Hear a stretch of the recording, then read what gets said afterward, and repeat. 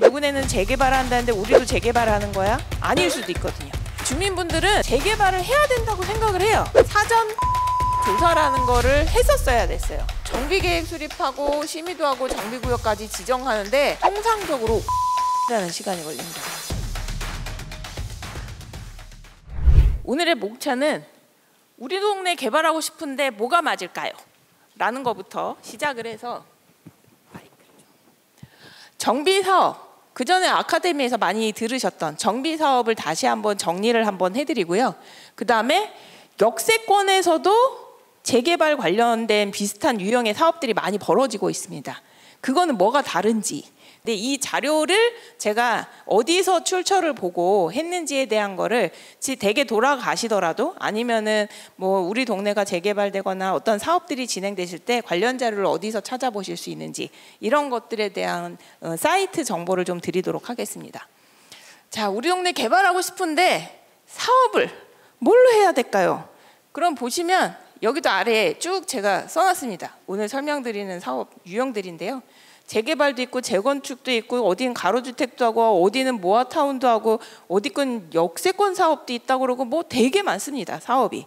근데 결국은 가다 보면 대부분이 재개발 사업인 유형들이 많아요. 근데 이게 접근하는 방법이나 사업을 어디서 할 수 있는지의 요건들이 좀 상이하기 때문에 이렇게 유형을 좀 구분해서 오늘 설명을 드리겠습니다. 자, 우리 동네 개발을 싶으면 우리 동네가 너무 낡았어요. 내 집을 아무리 고쳐도 실은 우리 동네가 쾌적해지지가 않으니까 자꾸 집값이 떨어져요. 근데 우리는 교통이 너무 좋아요. 이런 고민들을 많이 하고 계시죠, 실은? 그러면 우리는 무슨 사업을 할 수 있을까요? 첫 번째는 이거는 재개발, 재건축, 소규모 정비 사업을 유형을 구분하는 겁니다. 그러면 우리 동네가 단독 다가구 다세대 연립 아파트가 막 혼재돼 있어요. 막 섞여 있습니다. 그러면 그 중에서 단독 다가구 다세대 연립 이런 것들이 다 모아서 면적을 1만 제곱미터로 한다. 근데 이거보다 우리가 규모가 작어. 1만보단 작고 5천보다는 작거나 커. 그러면은 이렇게 갔을 때 어떤 사업을 할 수 있다. 라는 거를 설명드리기 위해서 이 도식화를 한 겁니다. 실은 이게 이제 다 서울시에서 가이드로 나와 있는 안내책자들이 굉장히 많아요. 제가 그걸 보고 하는 건데 그 자료조차도 구히 얻으시기가 좀 어려우신 상황들이셔서 그거를 간단하게 정리를 한 겁니다. 그래서 여기 보시면 주황색으로 되어 있는 요것들이 해당 법은 빈집 및 소규모 주택 정비에 관한 특례법 있는데 요즘 가장 핫하게 들으시는 사업이 가로주택 사업 또는 모아타운 이런 걸 가장 많이 들으실 겁니다. 주택 재개발, 주택 재건축 말고 가장 요즘에 핫한 사업이 모아타운 내에서 가로주택 정비 사업들이 여러 개가 묶인 거 이런 형태의 사업을 가장 많이 진행하고 있고요. 이 도심곡곡 주택 복합 사업은 주민들이 직접적으로 하시는 건 아니고요. 주민하고 SH나 LH가 손을 잡고 하거나 아니면 아예 SH나 LH한테 사업을 해달라고 아예 맡기시는 그런 사업의 유형입니다. 그래서 이 동그라미 네 3개에 따라서 해당 법률이 다릅니다. 네, 그래서 대부분 이제 사업에 대한 거를 어떤 거를 구분을 하시거나 이럴 때 다 재개발, 재건축 막 이렇게 막 혼용해서 쓰세요. 근데 내가 그거를 어떻게 절차가 어떻게 되고 이거는 뭐 요건이 어떻게 되고 이런 거를 할 때 무슨 법인지를 모르시니까 아예 접근이 안 되시는 거예요. 뭘 보고 내가 확인을 해야 될까? 남이 이렇다는데 옆집에 누구네는 재개발한다는데 우리도 재개발하는 거야? 아닐 수도 있거든요. 그래서 그런 부분에 대한 거를 이런 도표를 통해서 우리 동네는 뭘로 할 수 있을까를 좀 구분하실 수가 있어요. 요거는 재개발하고 소규모 재개발 이런 것들의 유형을 구분하기 위해서 만든 거고 또 하나는 내가 우리 동네가 여기서 굉장히 가까워요. 그럼 가까운 정도가 얼마냐? 승강장 경계로부터 반경 250에서 500m입니다. 그러면 500m면 보통 저희가 하면 도보로 10분 정도의 거리예요. 이 역세권은 어찌하였거나 지하철이 가까이 있잖아요. 지하철이 가까이 있다는 거는 교통이 너무 좋다는 거고, 교통이 좋은 것은 큰 길가일 확률이 높고, 그런 데들은 좀 더 용적률을 많이, 높이를 더 높여서 사업을 할 수 있는 여건이 된다라는 걸 의미합니다. 그래서 역세권 안에서 사업을 할 수 있는 유형이 굉장히 많아요. 역세권 활성화 사업이라는 것도 있고요. 역세권 복합 개발 사업, 아까 앞에서 말씀드린 도심 공공주택 복합 사업도 역세권 안에서 벌어질 수 있고요. 그 다음에 앞에 아까 설명드렸던 것 중에서 소규모 재개발 사업도 역세권에서 가능하고, 역세권 장기 전세 주택, 쉬프트라고 많이 들으셨을 거예요. 예전에 쉬프트 사업, 10년간 전세를 공급하는 주택입니다. 이런 사업들이 역세권 안에서 벌어질 수 있는 사업이에요.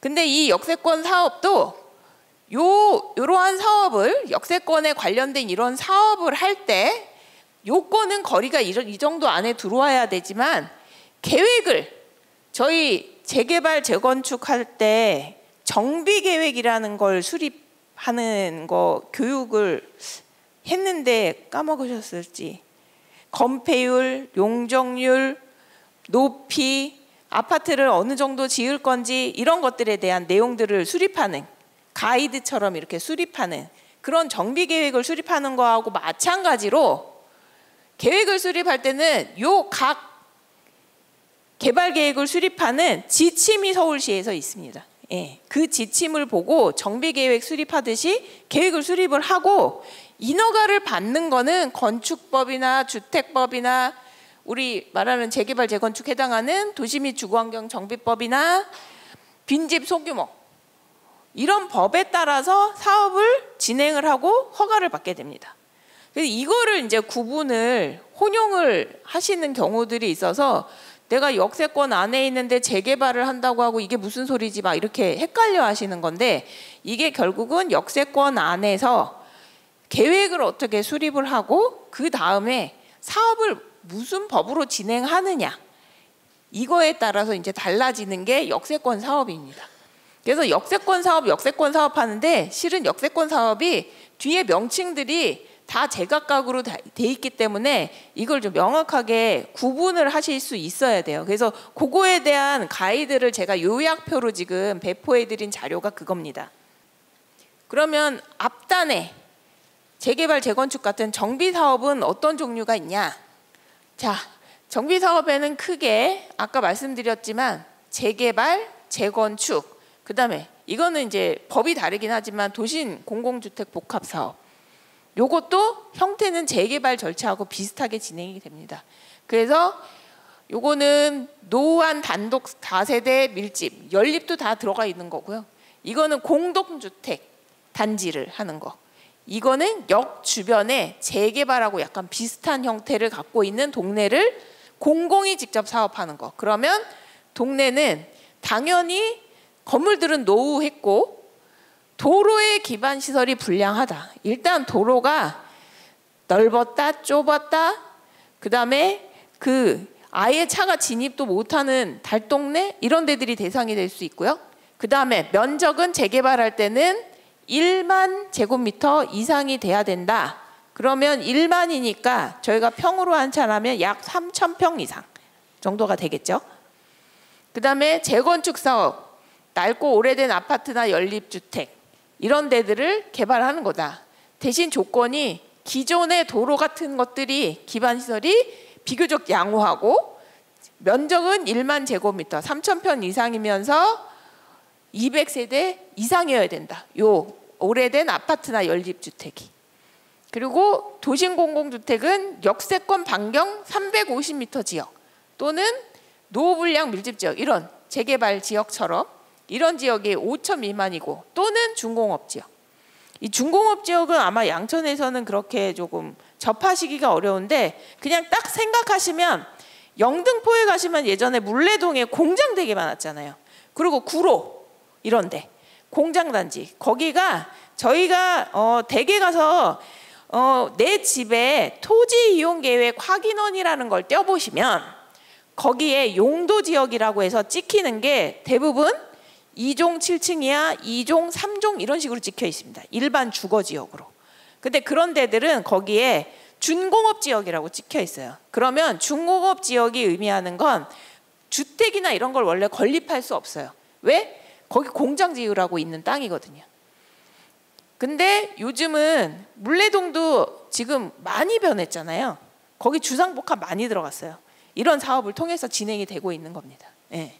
그래서 예전 같지 않아서 공장들이 다 시 외곽으로 빠져나가면서 그런 땅들도 상업이나 아니면 뭐 업무 시설이라든가 아니면 주상복합 형태의 사업들이 계속 일어나고 있죠. 근데 양천에는 아마 중공업 지역이 거의 없을 겁니다. 그 유명한 신속통합기획 이거하고 정비계획하고 혼돈을 하세요. 근데 신속통합기획이 뭘로 요즘에 유명해졌냐? 저기 강남의 압구적 3구역이 신속통합기획을 준수하지 않고 설계사를 선정을 했다. 그래서 조합이 문매를 맞고 그 선정된 설계사를 결국은 포기를 했어요. 그래서 다시 입찰을 이제 설계사 선정 입찰을 들어가는데 이 신속통합기획 가이드라는 거는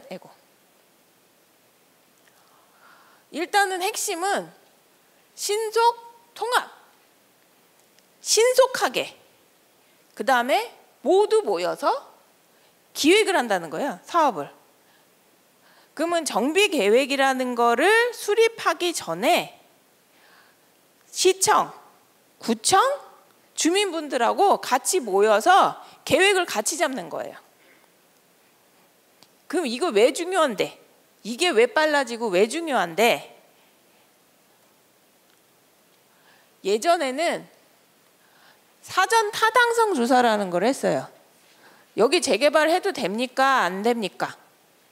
분명히 주민분들은 재개발을 해야 된다고 생각을 해요.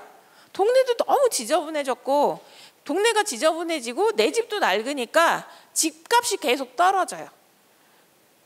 그러다 보니까 재개발을 하고 싶은데 재개발을 그냥 요건만 된다고 막 신청을 해서 재개발을 할 수 있는 시스템이 아니었던 거예요. 서울시는. 반드시 사전 타당성 조사라는 거를 했었어야 됐어요. 근데 이게 주민들의 동의도 받아야 되고 계략적으로 계획을 잡으셔야 됐어요. 근데 그게 시가 마음에 드는 계획인지 구가 마음에 드는 계획인지를 잘 모르기 때문에 우선 그 만든 계획을 시에서 검토를 해줘요. 그래서 이렇게 사업을 하셔도 될 것 같아요 라고 하면 그때부터 정비계획 수립하고 심의도 하고 정비구역까지 지정하는데 통상적으로 5년이라는 시간이 걸린 거예요.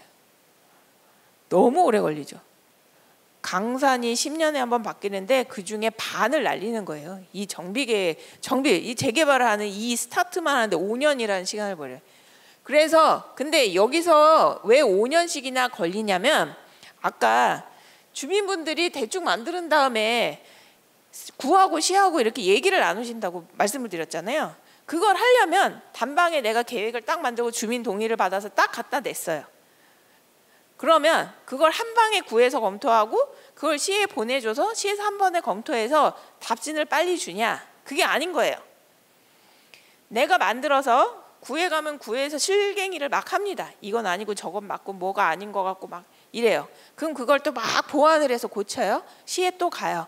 시에 가면 또 시는 눈이 달라요. 기준도 달라요. 그러니까 막 또 뜯어 고쳐요. 이 정도는 되셔야 될 것 같아요. 그걸 갖고 계속 반복을 하시는 거예요.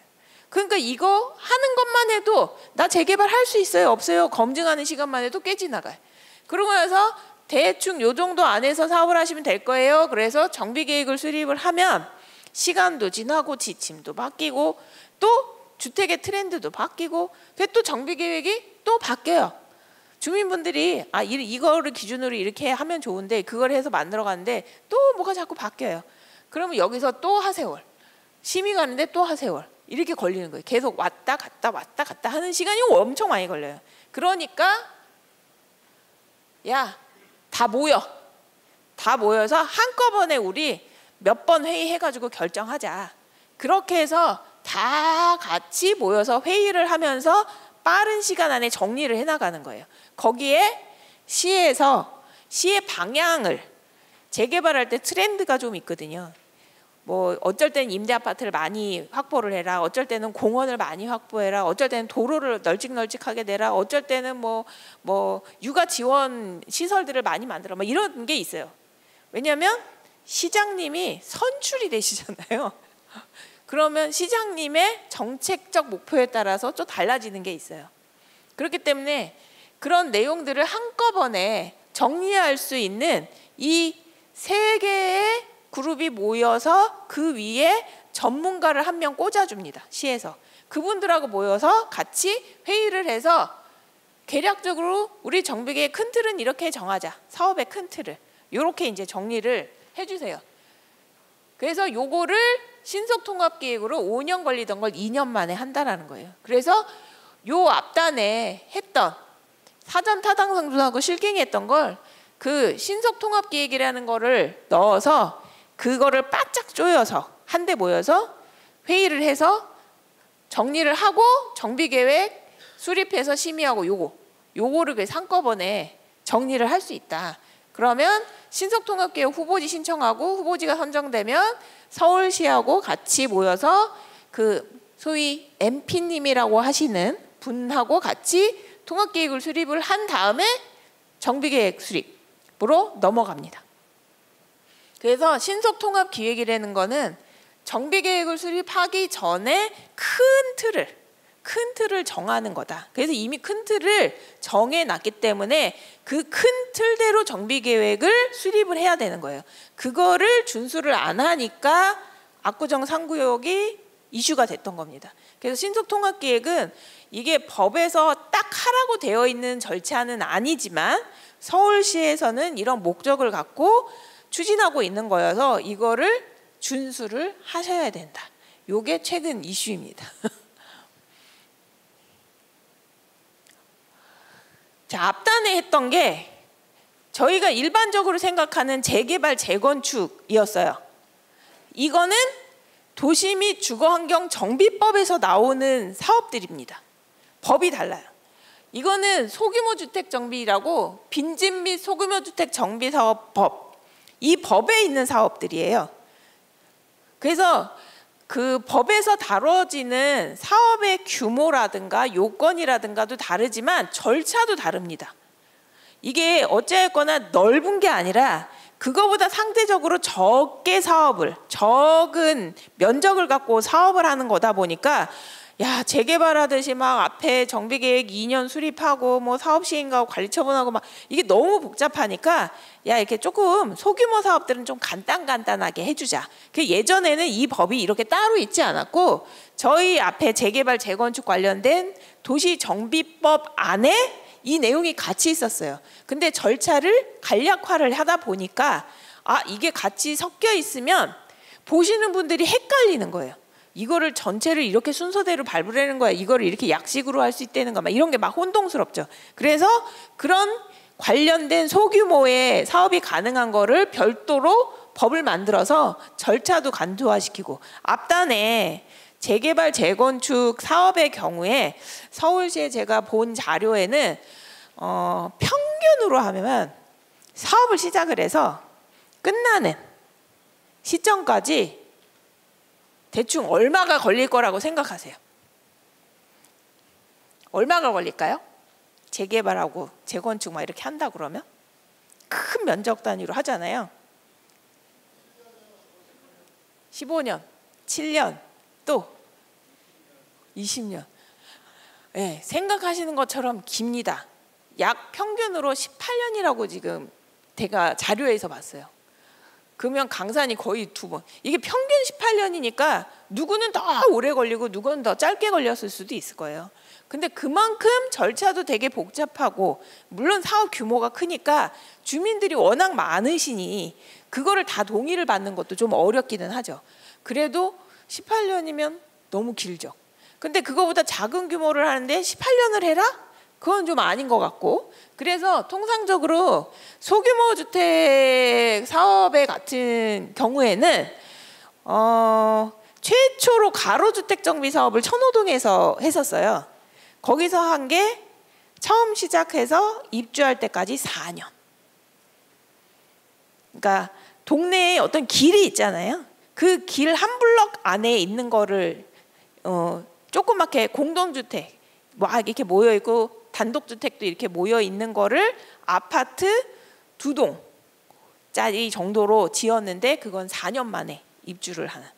예, 그래서 그만큼 심플하게 압축적으로 사업을 갈 수 있습니다. 그래서 거기에 종류가 이게 이제 규모별로인데 자율주택 정비사업이라는 것도 있고 가로주택, 가장 많이 들어오신 게 가로주택 정비사업, 소규모 재개발 사업, 민간 소규모 재건축, 또 공공도 있습니다.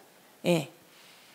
이거는 어찌할거나 또 이거 관련해서 최근에 모아타운 굉장히 많이 들으셨잖아요. 여기저기 막 모아타운이 지정되어 있습니다.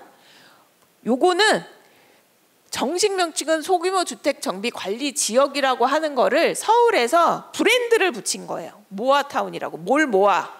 이런 사업을 모아. 그래서 하나로 크게 작은 뉴타운처럼 사업할 수 있는 거예요, 이게. 첫 번째로는 아까 자율주택 정비 사업. 자, 이거는 그냥 이렇게 2명 이상의 소유자. 그런다고 2명 이상이면 10명도 되고 20명도 되고 50명도 될 수 있잖아요. 그렇게 무제한은 아니고요. 면적 제한은 없는데 2가지 요건을 충족하셔야 돼요.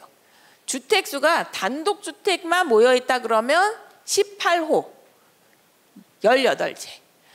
다세대 연립주택이 섞여있다 36세대 미만. 단독과 다세대가 미쳐있다 36채 미만. 이렇게 정해져 있습니다. 그리고 당연히 이것도 헌집 부시고 새 집 짓는 작업이니까 헌집이 어느 정도 해야 되냐, 요렇게 있는 것 중에 노후불량 건축물수가 3분의 2 이상이어야 된다. 요런 요건이 충족된 데들이 자율주택 정비사업을 하는데, 대체적으로는 단독주택이나 이런 거 마당이 널찍한 집이 내 집이 있고 옆집이 있고 그 옆집이 있다.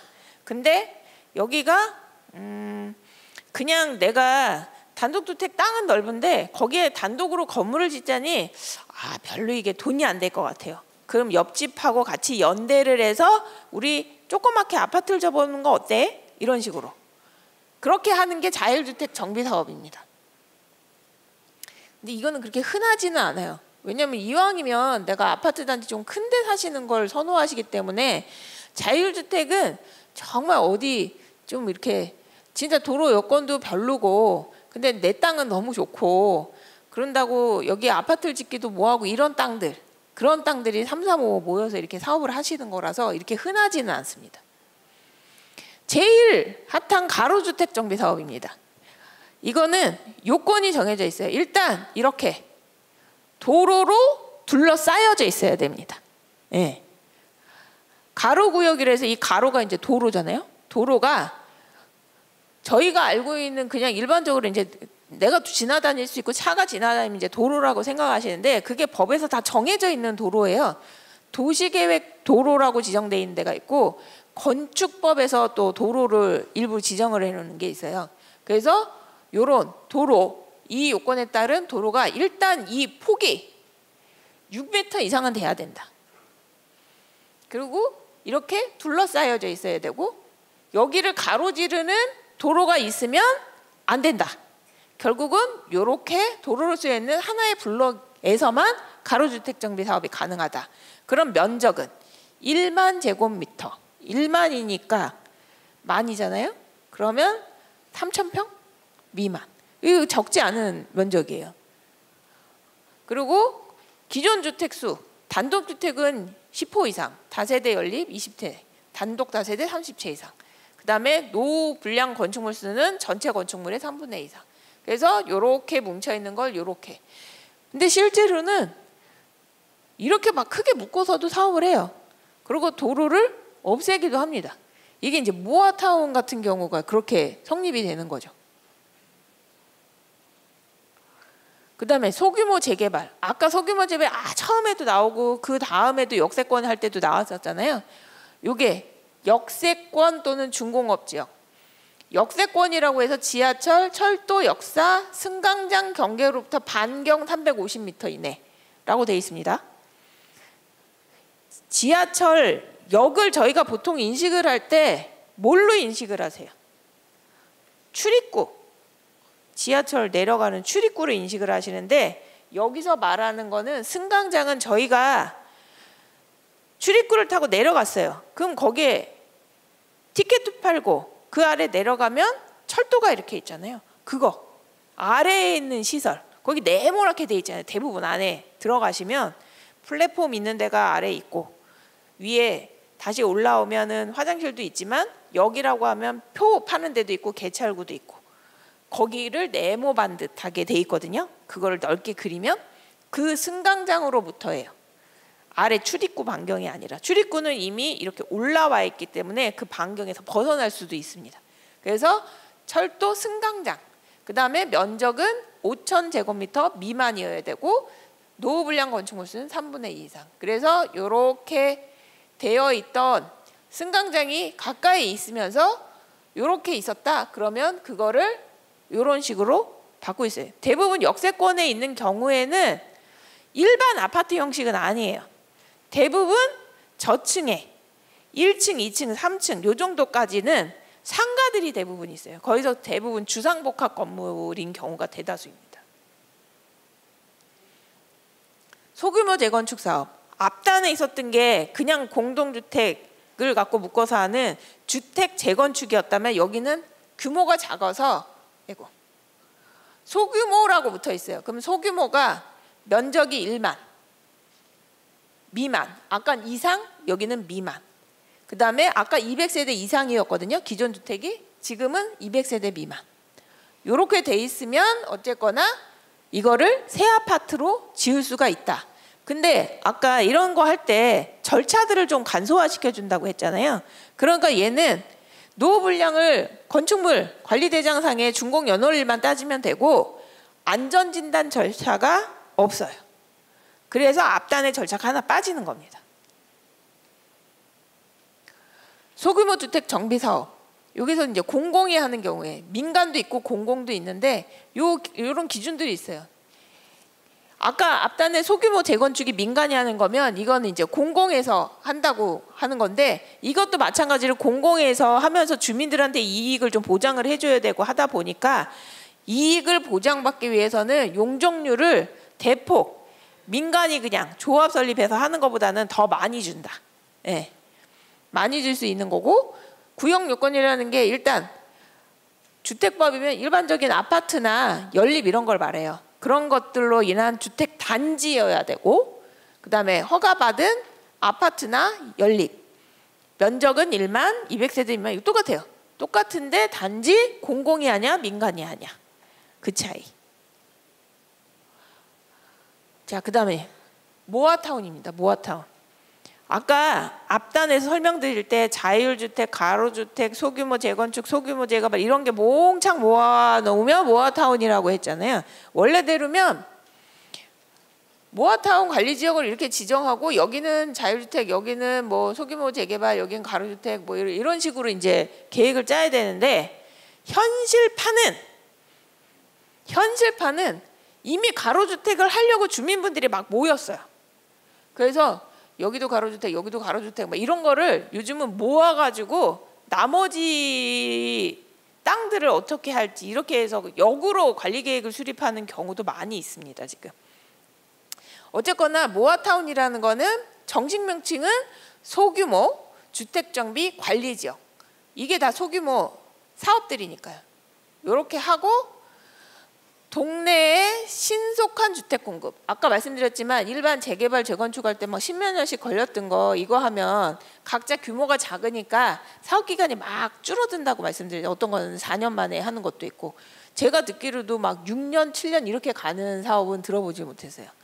그렇게 이제 짧게 사업할 수 있는 것들을 이제 뭐 신속하게 그러면은 아파트를 공급할 수 있고, 그 다음에 체계적 계획적 정비라는 게 어찌하였거나 여기가 이렇게 예전에는 2층, 3층, 기껏해야 4층 정도의 빌라나 단독이나 뭐 이런 주택들이 모여 있었는데 이게 아파트를 지어지면 주차도 많이 들어가잖아요. 그러면 도로가 기존 도로 갖고는 차가 왕래하기가 쉽지 않아요. 그러니까 도로도 좀 넓혀야 되거든요. 근데 개별적으로 가로주택을 하거나 소규모 재개발 뭐 이렇게 하면은 도로를 원래 넓힐 필요가 없어요. 그렇게 되니까 어떻게 돼? 내 집은 좋아졌는데 주변에 도로도 안 좋고 공원도 없어요. 주민들이 편하게 뭘 즐길 수 있거나 그런 시설은 여전히 없어지는 상황. 그래서 그런 게 문제가 되니까 다시 관리지역이라고 해서 그런 소소한 시설들을 확충할 것들을 좀 확충해야겠다. 그런 개념으로 접근을 하고 있는 게 이 모아타운 소규모 주택 정비 관리 지역입니다. 그래서 이게 이제 시행된 거는 21년 9월 20일에 이 소규모법은 훨씬 그 전에 생겼거든요. 나중에 필요성을 알고서는 이게 만든 제도여서 이렇게 해서 이제 소규모 주택 관리 지역을 지정한 다음에 요렇게 개별로 했을 때 아까 노후도가 3분의 2 이런 기준이 있었잖아요. 이게 모아타운으로 묶이면 요 노후도가 완화돼요. 3분의 2 하면은 67%예요. 66.6666 이렇게 되거든요. 67%예요. 근데 이게 50%로 떨어집니다. 이 안에서 사업을 하게 되면. 이게 어쨌거나 주민분들이 조금 더 주로 이렇게 사업을 하게 되면 문제점이 뭐냐면 주민분들 간에 이 조그만 그 땅을 갖고 개발을 하려고 해도 그나마 새 집이신 분들이 동의를 안 하세요. 그럼 그나마 이 사업도 못하는 상황이 되시는 거거든요. 그러니까 그런 거를 조금 더 사업을 좀 원활하게 할 수 있게 이런 거를 요건을 좀 완화해 주는 겁니다. 기본적으로는 일단 이런 데들이 아까처럼 노후하고 저층 주거지인데 일단 크게 블록화 못하는 지역들이니까 대규모 개발이 어렵고 어려운 노후 신축주택이 혼자된 특징이 신축주택이 포함될 수도 있다. 왜? 노후도가 떨어지니까. 완화라는 건 낮춰준다는 얘기거든요. 언제든 저층 주거지에서 이 계획은 뭐를 담냐? 기반시설, 주차장, 공원, 도로 이런 거 확충하는 계획을 함께 포함해서 누가 수립을 하냐? 주민분들이 수립하시는 게 아니에요. 구청장님이 구청에서 돈을 들여서 계획을 수립합니다. 그리고 누가 이걸 승인해 주냐? 시장이 승인을 해 주십니다. 그래서 소규모 주택 정비 사업 아까 말씀드린 이렇게 있는데 자율주택, 가로주택, 소규모 재건축, 소규모 이게 다 묶여 있는 거. 여기 보시면 존치 있잖아요. 이건 진짜 완전 신축인데 면적이 좀 된다. 그래서 굳이 포함하는 게 더 복잡. 여기 만약에 아파트가 있었다. 신축 아파트가. 동의를 절대 못 받죠. 여기는 아파트가 만약에 100세대가 있다. 그럼 여기에 있는 사람 수보다 더 많으면 동의 요건을 충족을 못 해요. 이런 것들은 이렇게 관리지역을 묶더라도 여기는 존치하는 걸로 이런 식으로 남기는 거죠. 사업 면적은 이렇게 블럭을 하나 정할 때는 10만 제곱미터 미만이고 그 다음에 아까 노블량 건축물 비율이 50% 아까 3분의 2가 67% 정도 50%로 떨어져요. 그 다음에 이거는 또 만약에 여기를 LH나 SH가 사업을 공공이 하겠다 그러면 얘네들도 관리계획을 수립을 해서 제한할 수 있어요. 주민이 직접 할 수만 없지 공공이 할 때는 할 수 있다. 네, 공공이 할 때. 그래서 이제 모아타운까지 이렇게 내용이 왔습니다. 두 번째 유형이 크게 역세권. 아까 역에서 가까운 데라고 말씀드렸잖아요. 그러면 반경 250에서 500 이내. 근데 이 역세권의 기준이 아까 사업이 동그라미 해가지고 역세권 사업, 역세권 활성화 사업, 뭐 역세권 장기 전세, 소규모 재개 막 여러 개가 있었잖아요. 그거 별로 서울시에서 기준을 달리 만들어놨어요. 그게 너무 복잡해요. 근데 이름은 또 앞에 다 역세권이라고 붙었어요. 그러니까 더 일반 분들이 구분하기가 너무 어려우신 거예요. 역세권 활성화 사업이라는 게 아까 역세권 사업 중에 하나죠. 첫 번째 역세권 활성화 사업. 이거는 기준이 뭐냐? 서울시에서 역세권 활성화 사업에는 운영 지침 뭐 이런 것들이 마련되어 있습니다. 그 기준에 따라서 이게 도시 및 광역 지역 중시 범역이라고 하는 게 예를 들면 도심이라고 하면 정해놨어요. 서울시에서 서울의 을지로 일대에 도심부, 4대문 안에 도심부가 있고요. 그 다음에 강남 일대, 그 다음에 영등포, 이렇게 정해놨어요. 거기는 도심이라고 불러요. 그리고 그거 말고도 광역, 잠실 막 이런데 좀 크게 좀 자기네가 관리하려고 하는데, 집중 관리를 하고자 하는데, 개발의 여지가 좀 높은데, 이런 데들을 광역 중심이라고 해놨고, 그거보다 하위는 지역 중심, 이렇게 뭔가를 구분해 놨어요. 이거를 일반 분들이 보시기는 어려워요, 이런 자료를. 어쨌거나 법에서 이렇게, 서울시에서는 이거를 해놓고 좀 적극적으로 개발이 가능한 지역, 그리고 개발을 했을 때 효과가 있는 지역. 예를 들면 막 백화점 같은 거를 짓는데 엉뚱하게 오목교 근처에다 지었다. 백화점이 잘 안 될 수도 있잖아요. 그러니까 백화점 같은 데는 어디에 있어요? 진짜 사람이 많이 모이고 역들이 많고 막 이런 데다가 짓잖아요.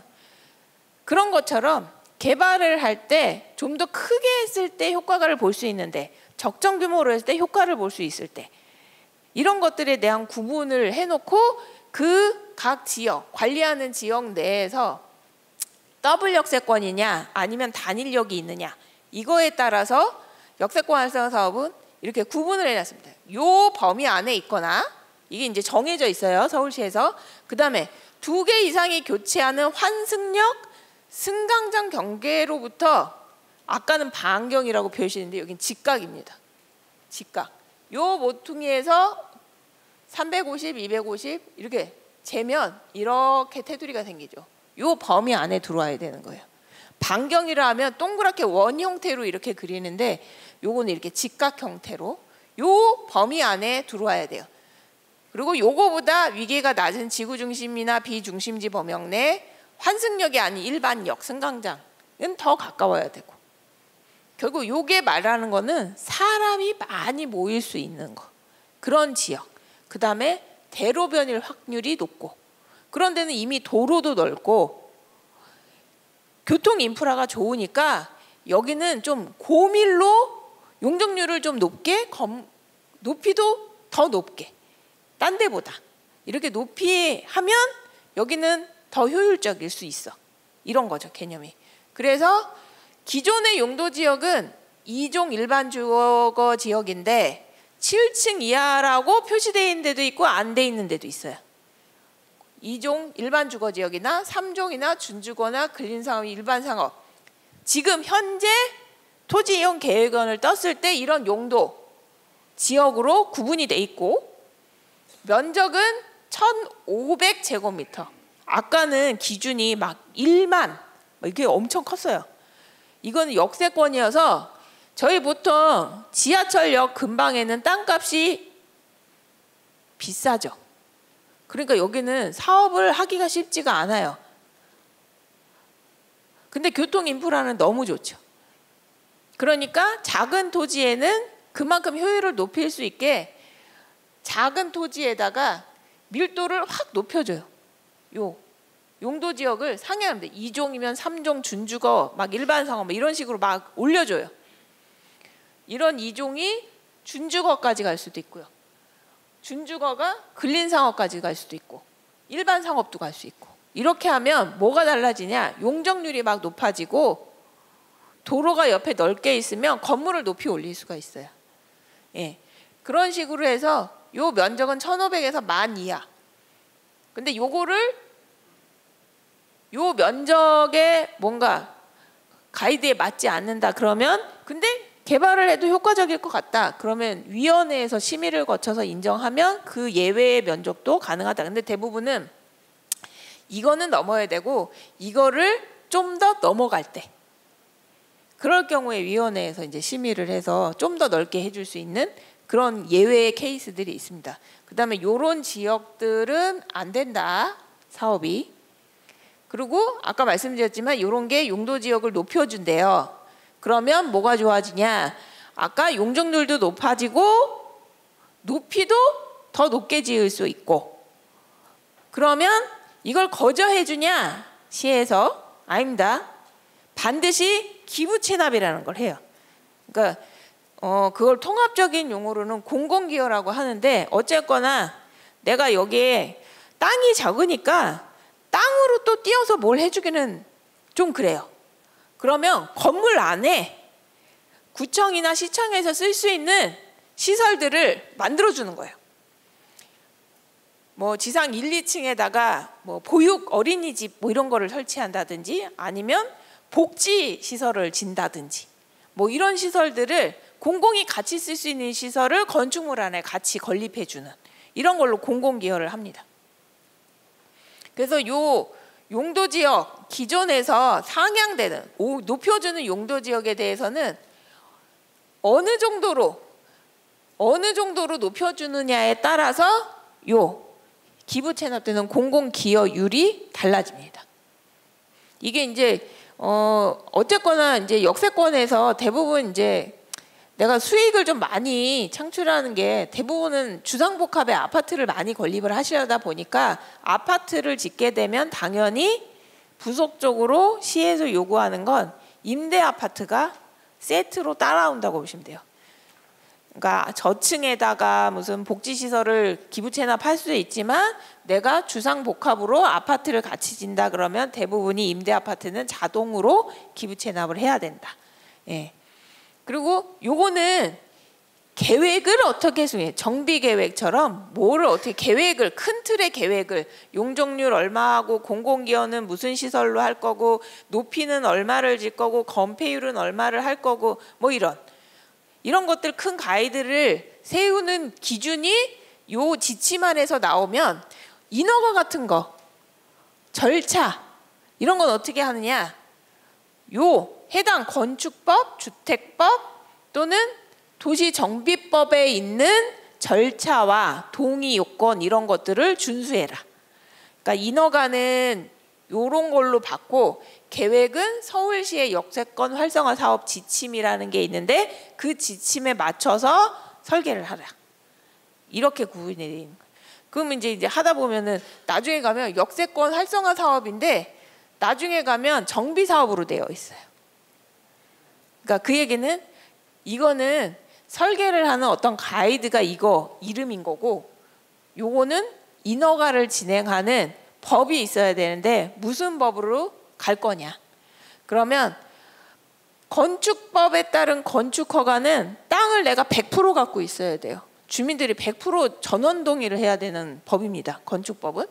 주택법은 최대 95%. 도시정비법은 저희가 정비계획 수립할 때 다르고, 조합 설립할 때 다르고, 사업시행 인가할 때 다르고, 다 다르잖아요. 그것대로 다 동의 요건을 준수하셔야 되고, 절차도 그 절차대로 가셔야 되고. 그 다음에 이제 또 앞에 역세권이 붙은 두 번째, 복합개발 고밀주거사업입니다. 이것도 위에 있는 내용이 지침에 있어요. 지침에. 계획을 만들 때는 이런 기준으로 만드세요. 여기서의 역세권은 지하철 승강장 경계 250m 이내 가로구역이라고 붙어 있습니다. 이런 기준이에요. 옆에 가로가 이렇게 있고 이 반경 안에 들어오는 현장들. 그래서 이게 2분의 1 이상, 뭐 반 이상이 걸쳐 있으면 이 안에 사업을 할 수 있고, 반 이상이 나가면 여기는 안 될 수도 있고, 막 이런 기준들이 있어요. 그런 기준에 맞춰야 되는 거고, 여기 보시면은 이렇게 걸쳤는데 땅이 이렇게 돼 있어요. 그럼 반은 들어왔는데 여기 잔여지가 있잖아요. 그런다고 반경 안에 있으니까 이걸 자를 수는 없어요. 그러니까 이런 것들은 이렇게 네모 반듯하게 사업을 하는 게 좋으니까 이런 거는 끼워주겠다. 이런 거죠. 이런 인정시. 근데 반대로 이렇게 돼 있어요. 넓게. 이런 거는 의도하고 벗어났다. 이런 건 인정 못 해줘. 그럼 사업 못 가는 겁니다. 기존 용도는 2종 또는 2종 7층이야. 3종 준주거에서 이런 조건들. 면적은 가로구역 2분의 1 이상에서 1,500에서 5,000. 역세권은 대부분은 아까 말씀드렸지만 땅값이 너무 비싸요. 그렇기 때문에 대규모로 사업하기가 어려워요. 그 다음에 역세권 안에 그렇게 대규모로 땅이 있을 경우가 생각보다 많지 않다. 왜? 역세권 주변에는 대부분이 상가 건물들이 너무 많잖아요. 주택보다는. 그러니까 동의를 받는 게 더 어려워요. 왜냐하면 각 상가별로 임대료가 천차만별이고 그거에 따라서 건물 가격도 너무 천차만별이어서 나는 그냥 있어도 그냥 내 건물 좀 리모델링해서 임대 수입을 많이 낼 수 있어. 이런 분들도 있단 말이에요. 동의를 절대 받을 수가 없어요. 그래서 그런 여건들이 있어서 구역이 좀 좁게 사업 면적을 정하고 있고, 그 다음에 노후도는 요 도시계획조례 요 안에 그 기준이 있습니다. 그 기준. 근데 원칙적으로는 사용검사 후, 사용검사는 언제 알 수 있다? 건축물관리대장 떼보시면 알 수 있다. 20년 이상이 경과한 건축물이 3분의 2 이상이어야 된다. 도로가 2면 이상, 도로폭은 최소 4m 이상이어야 된다. 그 다음에 용도지역 높였는데 최대 준주거지역까지 해준다. 뭘로? 내가 내놔야 돼. 무조건. 어떤 시설이 되든 뭔가를 내놓으셔야 돼요. 그 다음에 인허가는 뭘로 받는다? 그러면 요거를 갖고 이게 이제 지구단위라고 하는 건데 아무튼 이거 수립한 다음에 이게 정비계획하고 비슷한 거라고 보시면 돼요. 이거를 수립하고 난 다음에 요런 사업으로 갈 수 있다. 요렇게. 그러면 아까 앞에처럼 건축법, 주택법 뭐 이렇게 해서 사업을 갈 수가 있다. 역세권 장기 전세, 아까 말씀드렸듯이 시프트 사업이라고 많이 불렸던 거예요. 이것도 마찬가지로 1차 역세권, 2차 역세권 여기서는 또 복잡스럽게 이렇게 해놨어요. 1차 역세권은 역 승강장 경계로부터 250m 이내, 직각 250m 이내여야 되는데 24년, 내년 12월 말일까지는 한시적으로 1차 역세권을 350m까지 인정해 준다. 그래서 요즘 아주 난리 났습니다. 이 안에 사업을 하시겠다고 엄청나게 많이 지금 사업들을 준비하시는 데들이 많아요. 이게 장기전세 주택이니까 건물이 통째로 아파트가 장기전세라고 이제 착각을 하는 수가 있는데 아니에요. 기본적인 용적률을 가져갈 수 있는 게 있는데 그거만큼은 그냥 분양이 가능하고요. 나머지 용도지역 상향을 하거나 내가 추가로 기부 체납을 해가지고 이렇게 추가적으로 짓는 아파트의 일정 부분을 장기전세, 장기에서 전세로 주는데 장기가 10년입니다. 최소 기회가. 10년 이후에는 분양이 가능한 거예요. 그래서 장기전세로 사람들이 어쨌거나 대부분 집을 사기 전에 월세에 살거나 전세를 살다가 집을 사시는 경우가 많잖아요. 그러니까 전세 보급을 많이 하고 싶어서 서울시에서 이런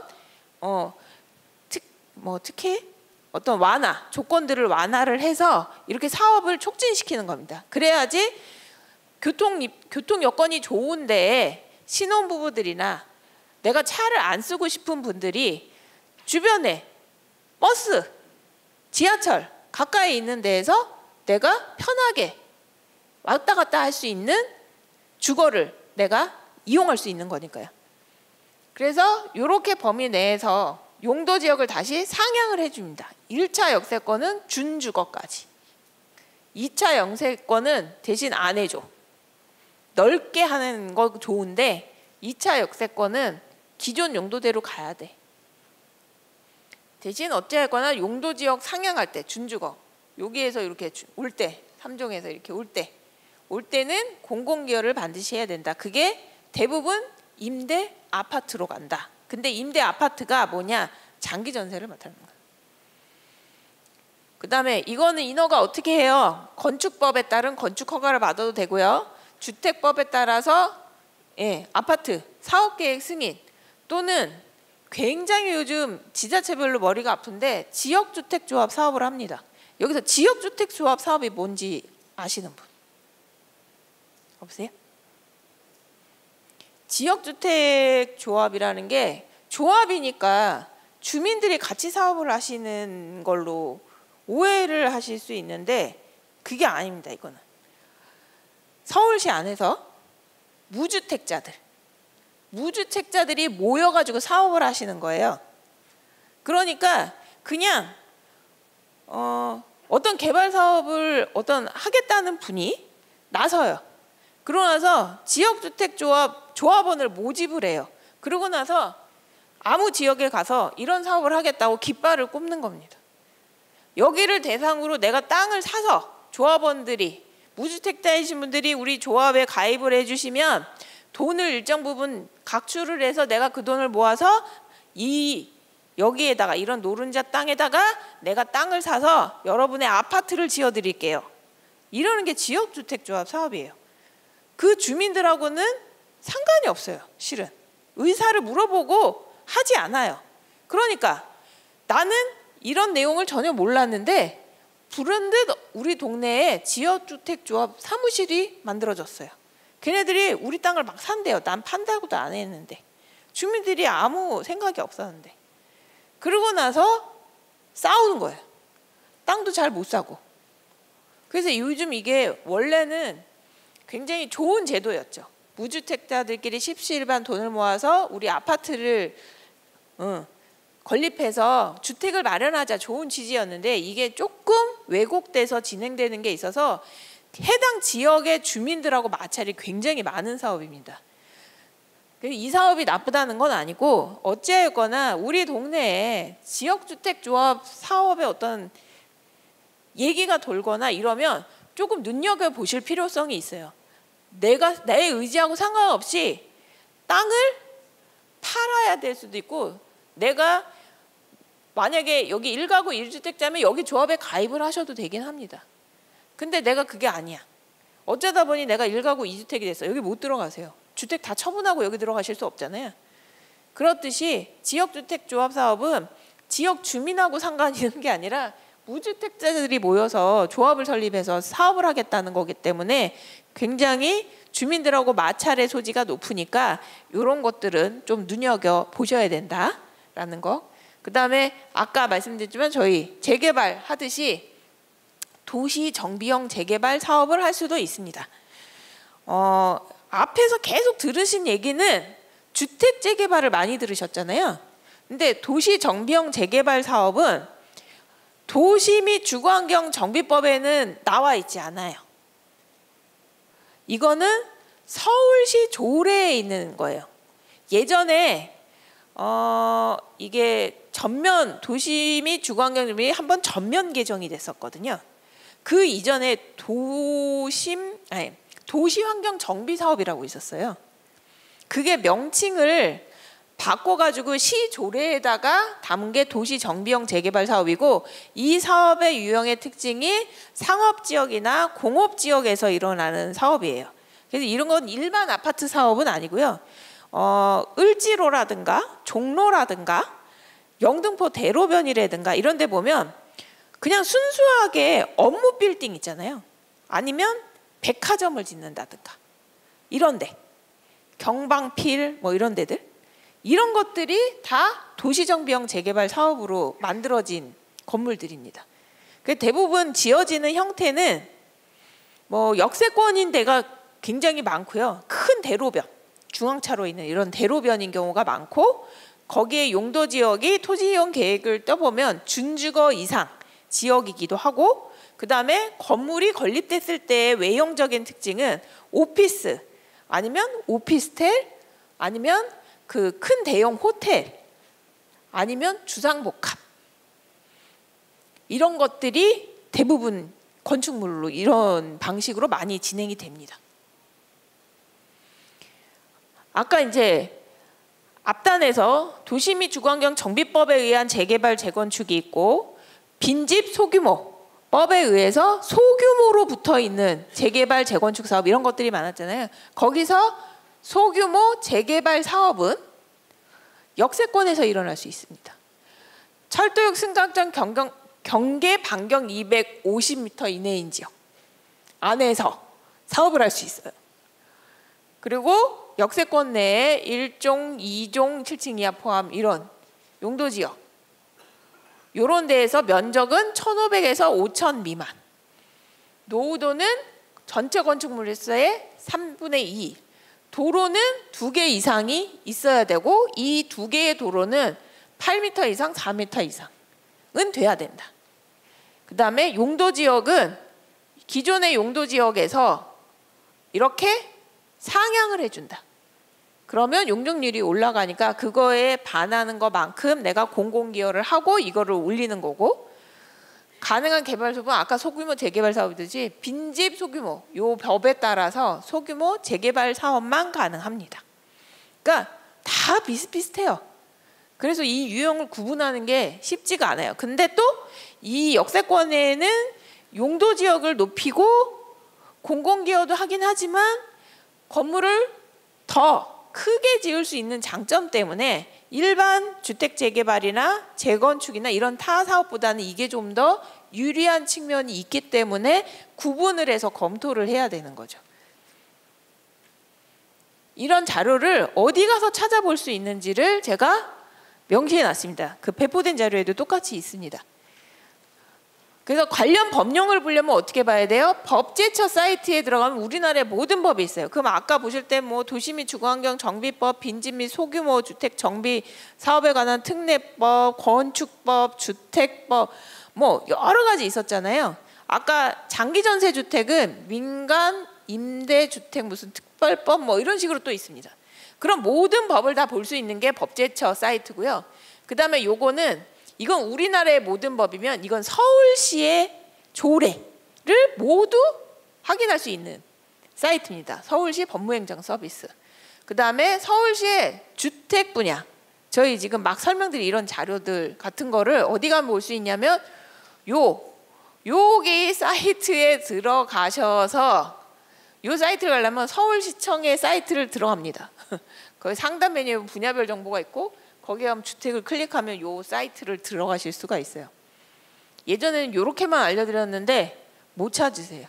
그래서 이걸 세부적으로 이렇게 써놨습니다. 제가. 그 다음에 도시계획 포털. 앞단에 막 어려운 용어들을 쉽게 풀이해 놓은 이런 내용도 있고요. 뭐 좀 보실 만한 거리들이 있습니다. 뭐 재개발 사업이 뭐야 이런 것도 여기서 다 설명해 줍니다. 그 다음에 아까 역세권 사업 관련해 가지고 막 운영 지침들이 엄청 많다고 말씀드렸잖아요. 종류별로 다 있다고. 그것들이 여기에 다 사이트에 개별로 들어가시면 있어요. 역세권 활성화 사업 운영 기준, 뭐 지구 단위 계획 수립 기준, 도시정비형 재개발 사업은 또 기본 계획이라는 게 또 마련되어 있고요. 그 다음에 복합개발 고밀주거 이것도 이런 기준들이 마련되어 있습니다. 이렇게 다 건 바이 건으로 다 있어요. 개별 사업을 보고 계획을 수립할 때 이거를 보셔야 되는 거예요. 그럼 적어도 내가 알아야 될 거는 뭐다? 내가 무슨 사업을 할 때 역세권 기준이 나는 어떻게 돼? 우리 집이 어느 반경에 걸쳐 있어? 직각 반경에 걸쳐 있어? 원형에 걸쳐 있어? 뭐야? 이런 기준이 제각각이다 보니 큰 틀은 250에서 500이긴 하지만 어디는 1차 역세권, 어디 2차 역세권 이렇게도 다 있겠고 또 1차 250m인 데도 있고 350m인 데도 있고 또 뭐 500m인 데도 있고 여러 가지가 있잖아요. 그게 변경될 수가 있으니까 그거를 다 확인을 해보셔야 된다. 물론 이제 이게 진행이 뭔가 우리 동네에 개발을 해야겠다라고 하실 때 이런 걸 일일이 보고하시기는 어렵긴 하죠. 그래서 주변에 이제 전문가 도움을 좀 받으시긴 하지만 그래도 이왕 이런 교육을 오신 김에 이런 데 가면 정보를 얻을 수 있다. 오늘은 여기까지인데 굉장히 어려운 공부를 하신 거예요. 실은. 앞단에는 하나의 테마를 갖고 재개발, 재건축을 어떻게 하면 되는지에 대한 내용을 갖고 했다면 이게 이제 포괄적으로 우리 동네를 개발을 할 때 우리 동네에서 최고로 좋은 사업이 뭐가 될 수 있을까를 구분해내는 이런 것들이에요. 그래서 생각보다는 되게 어려운 내용이기도 하고 나중에 추가적으로 공부하시기에도 쉽지는 않습니다. 이게. 왜냐하면 아까 보시듯이 사이트들이 너무 많이 있고 관련 정보들을 일일이 디테일하게 찾아보시기가 좀 어렵긴 하죠. 근데 어찌하였거나 누구 동네를 개발한다? 우리 동네를 개발하는 거고 우리 동네를 개발하는데 제일 중요한 게 뭐야? 최대한 내 돈을 적게 내고 할 수 있는 사업이 뭘까? 가장 최적화된 사업이 뭔가를 찾아내셔야 되잖아요. 근데 처음부터 누구의 돈을 주고 도움을 받긴 너무 어렵다. 좀 더 좋은 방법으로 동네를 개발할 수 있는 방법을 잘 찾아보시고 좋은 사업을 해서 자산도 증식하시고 좋은 집에서 사실 수 있게 이런 동네가 됐으면 바라는 마음으로 이런 교육 과정을 제안을 드렸고 이렇게 해서 좀 어려운 수업을 하게 됐습니다. 오늘 너무 늦은 시간까지 고생하셨고요. 예, 조심히 들어가시기 바랍니다. 수고하셨습니다.